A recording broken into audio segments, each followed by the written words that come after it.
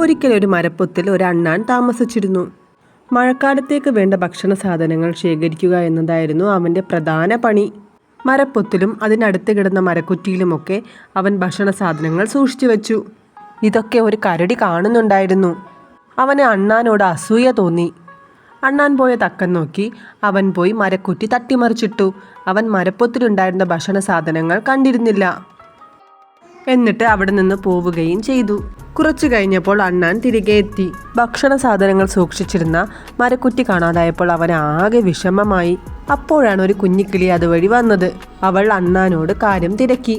അണ്ണാൻ കാര്യം പറഞ്ഞപ്പോൾ അവൾ ചിരിച്ചുകൊണ്ട് പറഞ്ഞു, എടാ കുഞ്ഞേ, നീ അവിടെ മാത്രമല്ലല്ലോ, മരപ്പൊത്തിലും ഭക്ഷണം സൂക്ഷിച്ചിരുന്നല്ലോ. നഷ്ടപ്പെട്ടതിനെക്കുറിച്ച് ആലോചിച്ച് ദുഃഖിക്കല്ലേ, ഉള്ളത് സൂക്ഷിച്ചു വെക്കൂ. ഇത്രയും പറഞ്ഞിട്ട് കുഞ്ഞിക്കിളി അവിടെ നിന്ന് പറന്നുപോയി. അണ്ണാന്റെ സങ്കടം മാറുകയും ചെയ്തു.